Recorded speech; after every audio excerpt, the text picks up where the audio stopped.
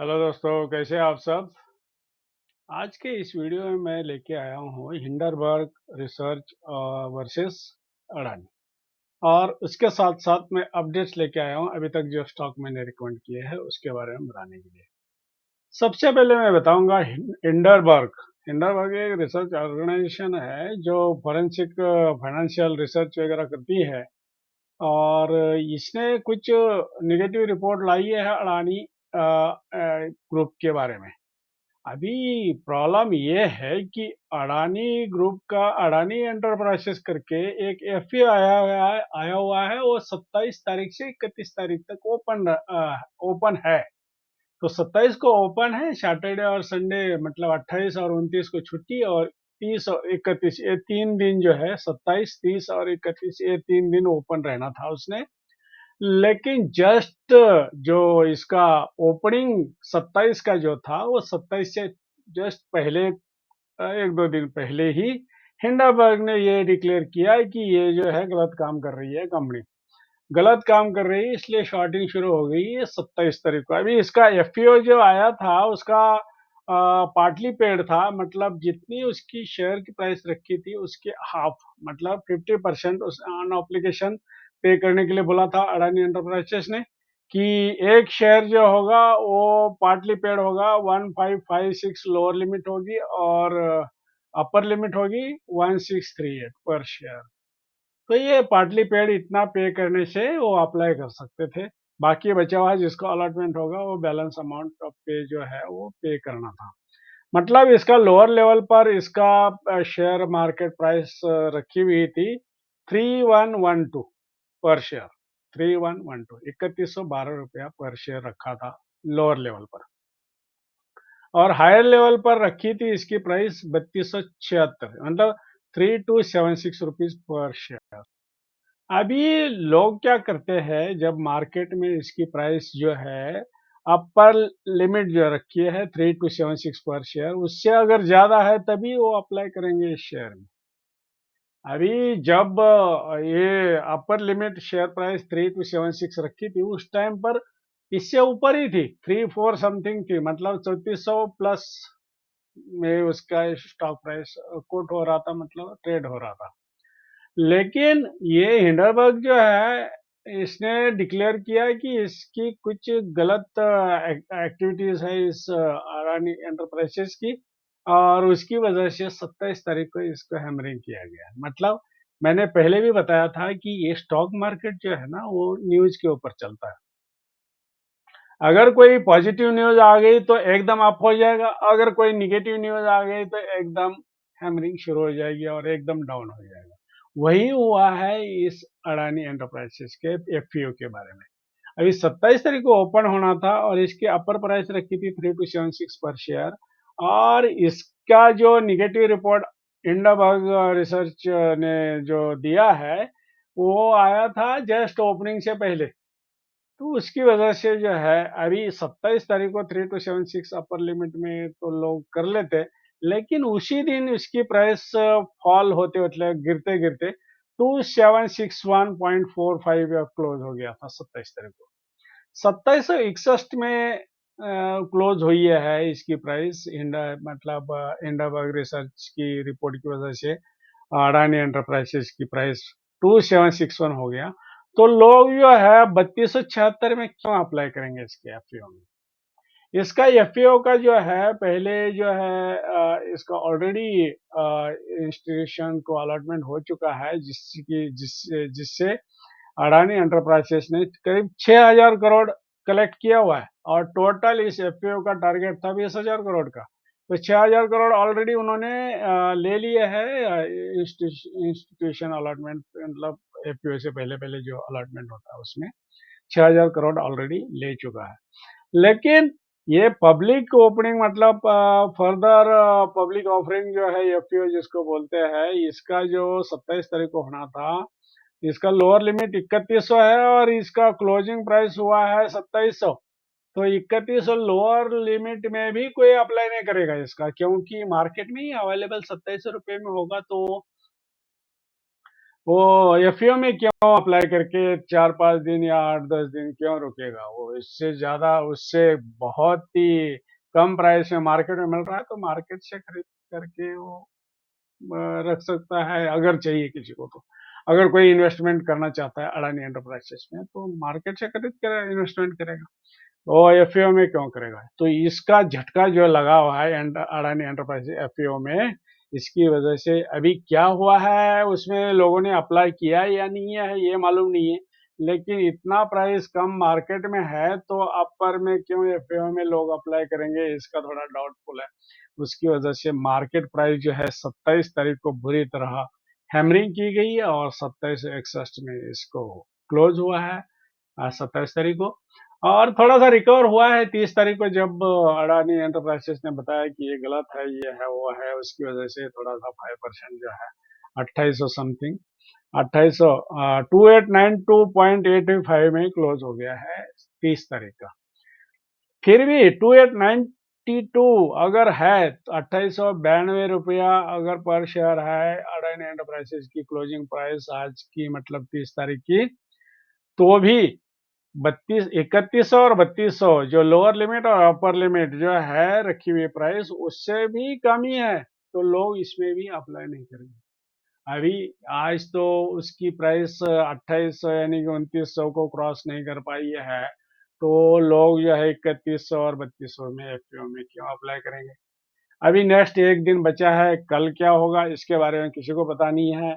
उसमें एफपीओ इसका सब्सक्राइब होगा भी या नहीं है, ये डाउटफुल है।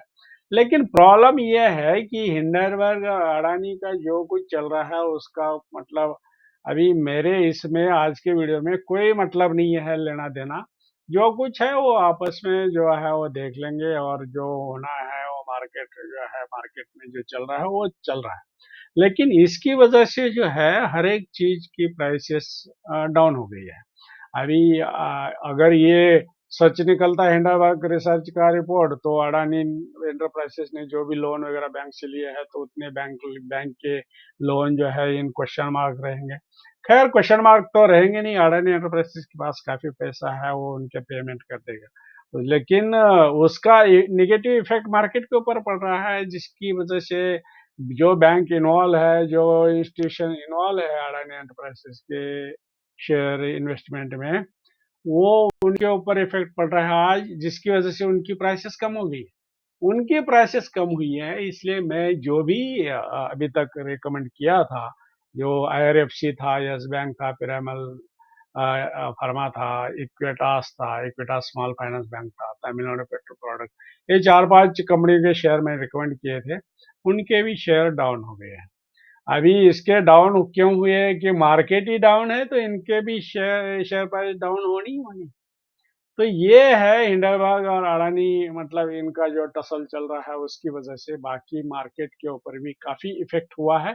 उस इफेक्ट की वजह से बाकियों के भी प्राइसेस काफी डाउन हुए हैं, पूरा इंडेक्स भी सेंसेक्स एंड निफ्टी वगैरह सब डाउन हुआ है। तो बाकियों पूरे कंपनी के शेयर नहीं, ये 5 कंपनी के ही नहीं है, बाकी पूरे कंपनी के शेयर ही उसकी प्राइस डाउन होनी है। जो मार्केट डाउन होता है तो सभी के शेयर प्राइसेस डाउन होते हैं, उस हिसाब से सभी शेयर प्राइसेस के ऊपर उसका इफेक्ट पड़ा है। तो ये कहने का मतलब ये है कि आज जो मैं रिकमेंड किया था कि भाई ये कौन सा प्राइस किस में कितना इन्वेस्टमेंट करने से कैसे रहेगा, वो वाला जो है आज का इसका मार्केट सिचुएशन देखते हुए उसमें काफी अप डाउन चल रहा है, और उस अपडेट उसके शेयर प्राइसेस के अपडेट के लिए मैं ये वीडियो लेके आया हूँ। तो ये अपडेट जो है, जो 5 शेयर में रिकमेंड किया था, उन 5 शेयर का अपडेट क्या है वो अभी नेक्स्ट में मैं बताने जा रहा हूँ। एज ऑन डेट जो है इसके अपडेट ये है कि 30 जनवरी, ये 30 जनवरी 2023 के बारे में मैं बता रहा हूँ, जो इसमें क्लोजिंग मार्केट वगैरह क्लोजिंग हुआ है उसके बारे में। यस बैंक का क्लोज हुआ है 17 रुपया 10 पैसा। ये Q3 रिजल्ट डिक्लेयर किए हैं, इसका जो है मैं रिकमेंड किया था 20 तारीख को, सॉरी इसका मैं यस बैंक का शेयर रिकमेंड किया था 20 रुपीज पर शेयर को खरीदने के लिए। वो बाद में 24 तक पहुंच गया था। मैं बीच में बोला भी था कि जिस किसी को अगर अच्छा लगता है कि इतना प्रॉफिट काफ़ी है, वो बेच दो और निकल जाओ, ये बोला था। लेकिन अगर किसी ने बेचा नहीं है, और मैं वैसे भी बोला था कि 20 तारीख को खरीदने, 20 की प्राइस में अगर खरीदते हैं तो अभी इसमें कोई प्रॉब्लम नहीं है। लेकिन प्रॉब्लम ये हुआ है कि इसका नेट प्रॉफिट जो है, प्रोविजनिंग, मैक्सिमम प्रोविजनिंग की वजह से नेट प्रॉफिट ओनली 52 करोड़ हुआ है। Q3 रिजल्ट जो डिक्लेयर हुई है 21 जनवरी को, तो उसकी वजह से इसकी प्राइस हैमरिंग हुई है, उसी दिन हैमरिंग हुई है। और इसके साथ ये लगा है, लेटेस्ट जो है सेंसेक्स और निफ्टी डाउन हुआ है, उसका भी कुछ फर्क पड़ा है इसके ऊपर, जिसकी वजह से 17 रुपया 10 पैसे आज इसकी प्राइस क्लोज हो गई है। इससे पहले वाले वीडियो में मैं बोला था कि मैक्सिमम जो है ना इसकी 20 जो है आज चल रही है, 20 को आप खरीदना है तो खरीद सकते हैं, लेकिन इसका मैक्सिमम कम होना है तो 15 तक, 15 से नीचे ये आएगा ही नहीं है। लेकिन इसका जो है अप ही जाना है, ये बोला था। लेकिन इसका नेगेटिव पॉइंट बहुत आने शुरू हो गए, उसकी वजह से 20 से 17 रुपए के ऊपर आ गया है। जो इसका नेगेटिव पॉइंट में है, नेट प्रॉफिट बहुत कम हो गया। आ, इसका ग्रॉस प्रॉफिट तो अच्छा था, जो अभी तक का हाईएस्ट ग्रॉस प्रॉफिट था, लेकिन प्रोविजनिंग मैक्सिमम करने की वजह से इस क्वार्टर में इसका नेट प्रॉफिट जो है 52 करोड़ ही ओनली था। उसकी वजह से उसका हैमरिंग उसी दिन हो गया था, 22 तारीख को। 22 तारीख को मतलब जो भी 23 तारीख को, 21 तारीख को तो सैटरडे था, और 23 तारीख को जब ओपन हुआ मार्केट तो 17 रुपये, 17.5 रुपये तक वो हैमरिंग हुआ था, 20 रुपये से लेके 17.5 तक। और आज जो है 17.10 तक उसको डाउन हुआ है। तो ये है यस बैंक के अपडेट, रीजन बिहाइंड कि सेंसेक्स भी डाउन हुआ है, निफ्टी डाउन हुआ है, इसका नेट प्रॉफिट डाउन, क्योंकि इसका प्रोविजनिंग ज़्यादा किया हुआ है। और इससे पहले मैं बताया था कि इसका जो है प्रोविजनिंग फिगर जो है अच्छे आए हैं, तो इसका रिजल्ट जो है Q3 रिजल्ट बहुत अच्छे आएंगे। बहुत अच्छे आए भी थे, लेकिन प्रोविजनिंग इस बैंक ने ज़्यादा करने की वजह से नेट प्रॉफिट कम हुआ, इसलिए वो 20 से कम, 20 की स्टॉक प्राइस आ गई। तो उसके साथ ये वाला अभी लेटेस्ट जो है अडानी और हिंडनबर्ग जो है, इसके बारे में जो चल रहा है उसका भी इफेक्ट इसके ऊपर आ गया है। तो अभी भी कोई प्रॉब्लम नहीं है। जिसने 20 रुपए में खरीदा है उसको कोई ज्यादा मतलब ये नहीं सोचना चाहिए कि इसका मतलब पैनिक होने की जरूरत नहीं है। आप अपना होल्ड करके रखो, जिसके पास पैसे है और इस प्राइस में खरीद के रख सकते हैं, क्योंकि इस बैंक में कोई भी प्रॉब्लम नहीं है। आने वाले दिनों में इसके शेयर अच्छे ही चलेंगे, तो ज़्यादा उसमें घबराने की किसी को भी ज़रूरत नहीं है। 17 रुपये आ गया है तो 17 रुपये में और खरीद सकते हैं आप। 20 में खरीदने के लिए बोला था, 24 तक पहुंचा था, और 20 से अभी 17 तक आ गया है, तो 17 में फिर दोबारा खरीद सकते हैं। जिसने बेचा है 24 में, 17 में दोबारा खरीद सकते हैं। तो ये है यस बैंक का अपडेट एज ऑन 30 जनवरी 2023 के ऊपर। IRFC को मैं बोला था 30 रुपये में खरीदने के लिए, ये 34 तक गया था जस्ट अभी कुछ दिन पहले ही, लेकिन इसके Q3 रिजल्ट अभी तक डिक्लेयर ही नहीं हुआ है। तो डिक्लेयर होने के बाद इसका रिजल्ट भी अच्छा ही आएगा, लेकिन Q3 रिजल्ट की डेट ही डिक्लेयर नहीं हुई है, तो क्या बता सकते हैं कि भाई Q3 रिजल्ट किस तरह होंगे, क्या होंगे। वो तो आज के डेट में इसके बारे में कुछ नहीं बोल सकते। लेकिन ये जो है हिंडनबर्ग और अडानी एंटरप्राइजेस वगैरह, उसके बारे में जो भी चल रहा है, उसकी वजह से बाकी जो बैंक्स इन्वॉल्व है इसमें, अडानी एंटरप्राइजेस वगैरह में, उनके शेयर भी काफ़ी डाउन हुए हैं। उस डाउन की वजह से सेंसेक्स डाउन हुआ है, उसकी वजह से IRFC का भी शेयर प्राइस डाउन हुआ है। लेकिन इसमें घबराने की इसलिए ज़रूरत नहीं है कि ये डिविडेंड पेइंग कंपनी है। मैं पहले भी बोला था कि 30 रुपये में खरीदने से भी आप जो है ज़्यादा ही कमाओगे, जो आप सेविंग बैंक अकाउंट में रख के आप कमाते हैं 2-3%, तो इसका 4.5% से ऊपर ही आपको डिविडेंड यील्ड मिल रहा है।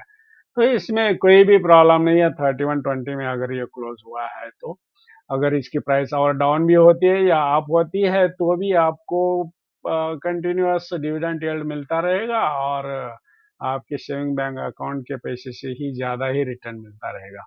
नेक्स्ट बोला था मैं पिरामल फार्मा की 115 में खरीदने के लिए बोला था, मतलब 115 उस टाइम चल रही थी। लेकिन मैं उस टाइम ये बोला था कि इसका जो है ना लोएस्ट का पता नहीं है, ये कहाँ तक डाउन होगा। ये 200 रुपये तक जाए, 200 रुपये में ओपन हुआ था और 200 से लेके कंटिन्यूअस डाउन होते जा रहा है और 115 में क्लोज हुआ है। 115 में अगर आप चाहे तो थोड़ी मतलब इन स्मॉल लॉट्स में खरीद लो, ये बोला था मैं पिछली बार। और स्मॉल लॉट्स में थोड़े शेयर खरीदो, क्योंकि ये कहाँ तक और नीचे जाएगा इसका कोई पता नहीं है, ये बताया था मैं।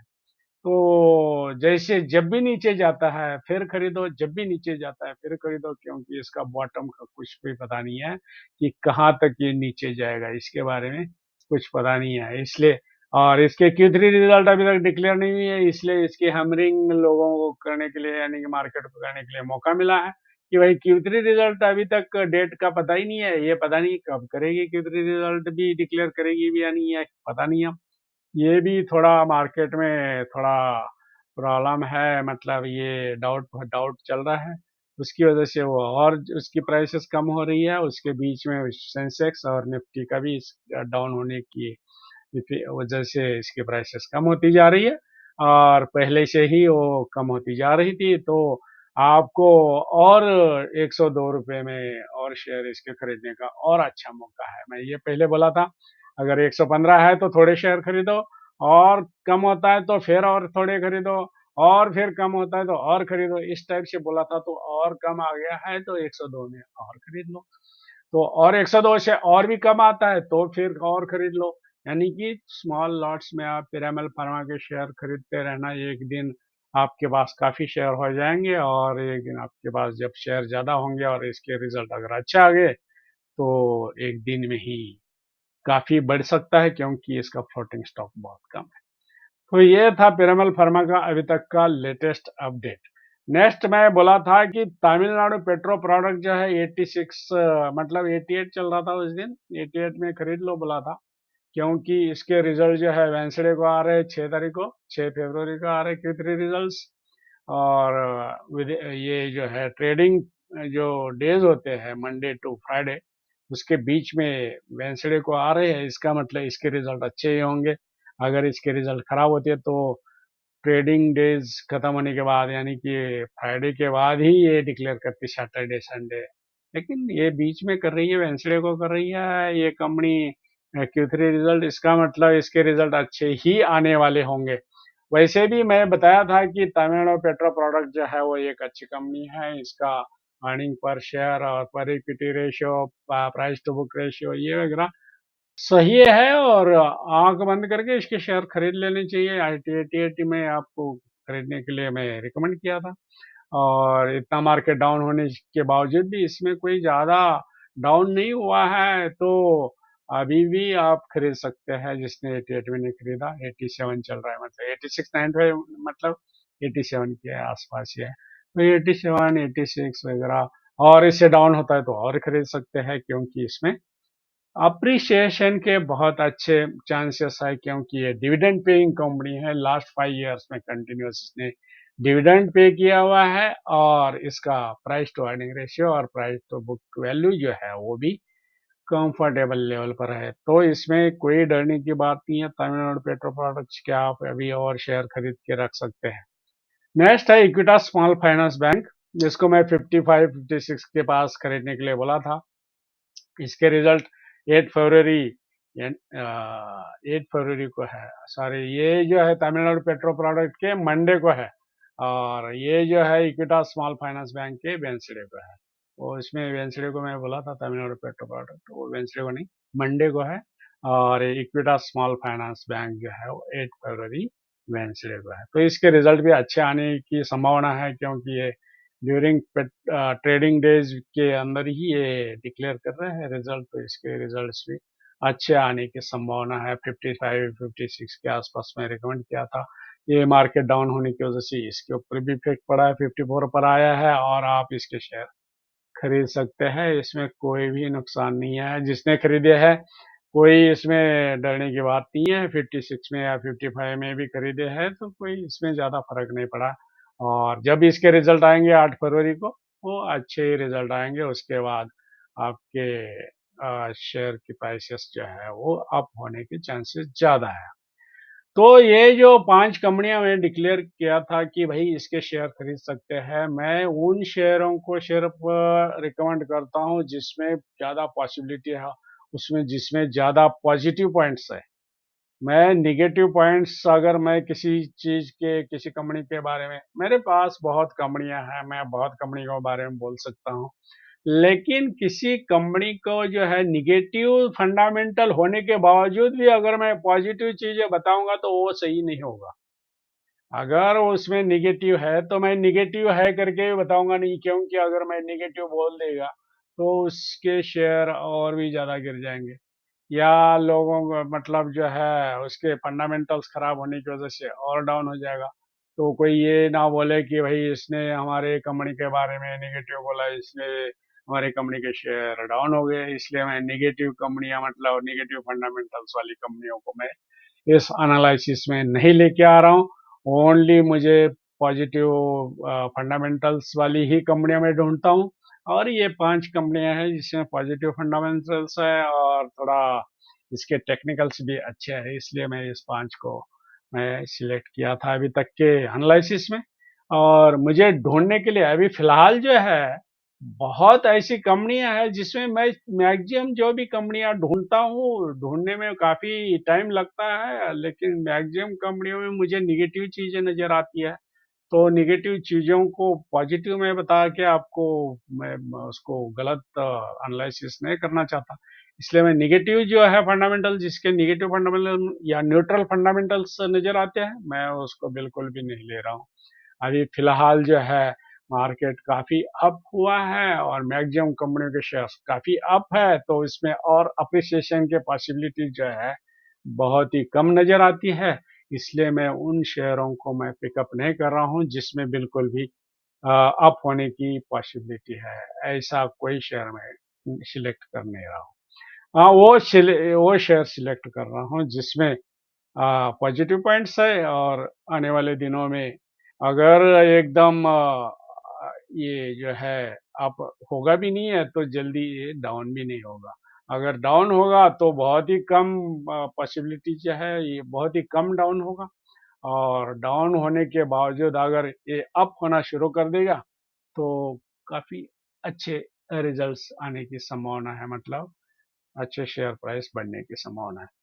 तो ये मैं है ये 5 कंपनियां फिलहाल मैं इनके अपडेट्स दे रहा हूँ एज ऑन 30 जनवरी 2023 के मुताबिक ये है अपडेट्स इसके। इसके आने वाले दिनों में और भी कोई कंपनी अगर मुझे नजर आती है जिसके पॉजिटिव फंडामेंटल्स है उसको लेके आऊंगा, नहीं तो इन्हीं 5 जो मैं फंडामेंट पॉजिटिव फंडामेंटल्स जिसके मैं एनालाइज किया है उसके बारे में आने वाले दिनों में मैं आपको बताता रहूंगा। तो ये था आज के इस वीडियो में कि अपडेट में क्या क्या किया है, किन शेयरों में अपडेट दिया है एज ऑन 30 जनवरी 2023 तक जो है इस वीडियो में बताया है। अगर ये वीडियो आपको अच्छा लगा तो लाइक कर लेना, शेयर करना, सब्सक्राइब करना, बेल आइकन के ऊपर क्लिक कर देना। और शेयर और सब्सक्राइब करते हैं या बेल आइकन के ऊपर अगर क्लिक करते हैं तो आपको वीडियो इमिडिएटली उसका नोटिफिकेशन आ जाएगा, नया वीडियो जब भी आता है। और सब्सक्राइब करते हैं तो भी आपको टाइमली इसका रिपोर्ट आ जाएगा कि नया दूसरा वीडियो आ गया है। और विद इन टाइम आपको इसके बारे में कोई अगर इमीडिएट इंफॉर्मेशन होगी, अच्छी इंफॉर्मेशन होगी तो इमीडिएटली आपके पास पहुंच जाएगी। अदरवाइज आपके पास वो इन्फॉर्मेशन पहुंचेगी नहीं है। जिसने सब्सक्राइब किया है उसके पास वो पहले पहुंच जाएगा, वो उसका फायदा उठा सकता है। और आप सब्सक्राइब ना करने की वजह से आपके पास वो पहुंचेगा नहीं है, तब तक तो टाइम निकल गया होगा। तो ऐसे होने से अच्छा है कि सब्सक्राइब करो, बेल आइकन के ऊपर क्लिक करो, और अच्छा लगा ये वीडियो तो लाइक कर लो। So all the best, thank you for watching, bye bye.